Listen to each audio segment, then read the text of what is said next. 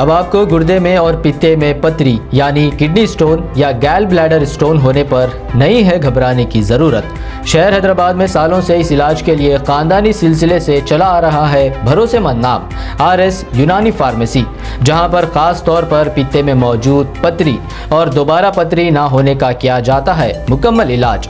آپ کو اس درد سے ہمیشہ کے لیے مل جائے گا چھٹکارا، نو سائیڈ ایفیکٹس، نو آپریشن، تشخیص کرتے ہوئے دوائیں کی جاتی ہے فراہم۔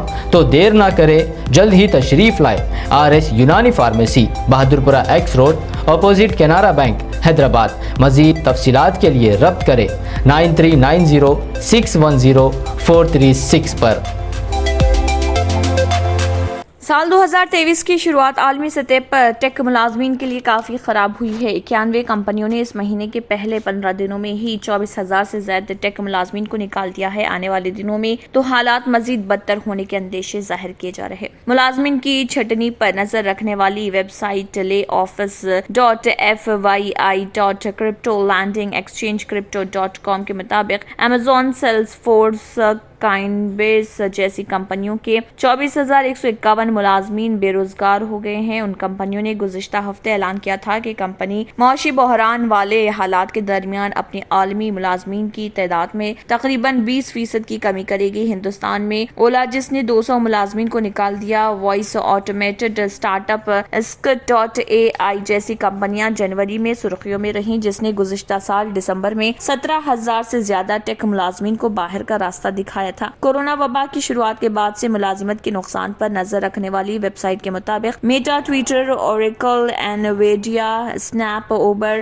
اور اسپوٹیفائی، انٹل اور سیلز فورس جیسی کمپنیوں نے 2022 میں 1,53,110 ملازمین کو باہر کا راستہ دکھایا ہے۔ تلنگانہ قانون ساز کونسل کے چیئرمین گتا سکھیندر ریڈی نے حیدرآباد کے بوگلا کنٹا میں واقع سرسوتا پریشد بھون میں تلنگانہ اسٹریٹ لائٹس والیوم 1 کا افتتاح عمل میں لایا۔ گتا سکھیندر ریڈی نے پہلی والیوم ارونا کو پیش کی، جو ممتاز صنعتکار کیرتی سیشو سمیدی ویرا ریڈی کی بہو بھی ہیں، جو سابق مرکزی وزیر و انجہانی لیڈر جے پال ریڈی کی بیٹی ہیں۔ بہوجن سماج پارٹی BSP کے لیڈر RS پروین کمار نے کہا ہے کہ سرپور حلقے کو تلنگانہ میں ضم کرنے کے لیے یہ جلسہ عام منعقد کیا جا رہا۔ انہوں نے کہا ہے کہ سرپور ابھی بھی آندھرا نوآبادیات کے قبضے میں ہے۔ 2008 میں اس وقت کے CM پرانہیتا چویلا نے پروجیکٹ کے نام پر ٹمیٹی کے قریب زمین پر قبضہ کیا اور 1,500 کروڑ خرچ کیے۔ انہوں نے یاد دلایا کہ یہ ٹھیکہ آندھرا خطے کے لوگوں کو بھی دیا گیا تھا۔ کمیشن کے لیے نئے سرے سے ڈیزائن کے نام پر وہ گڈا منتقل ہو گئے اور پاور فائنانس کارپوریشن سے 82,000 کروڑ کا ٹھیکہ آندھرا کے لوگوں کو دے دیا گیا۔ انہوں نے تنقید کرتے ہوئے کہا ہے کہ کریشر اور بجری کی دکانوں کے قیام کے لیے سڑک کے ٹھیکے کے نام پر آندھرا کے ولبھنی کنسٹرکشن کو 50 کروڑ روپے دیے گئے۔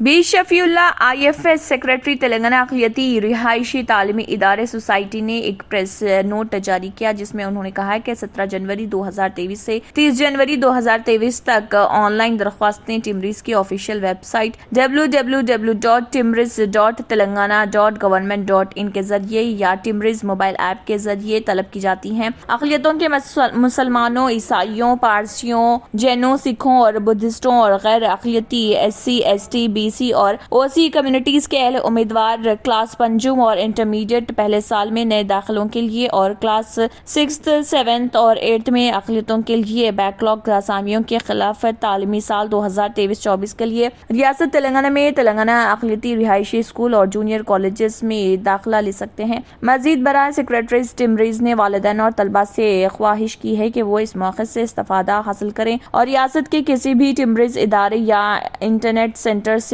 30 جنوری کو یا پھر اس سے پہلے آن لائن درخواست جمع کروائیں۔ مزید وضاحت کے لیے وہ ٹمریز کی آفیشیل ویب سائٹ پر بھی جا سکتے ہیں یا پھر GMWOs کے دفتر یا ریاست میں ٹمریز اداروں کے پرنسپل سے یا ہیلپ لائن نمبر پر رابطہ کر سکتے ہیں۔ نمبر ہے 04023437909۔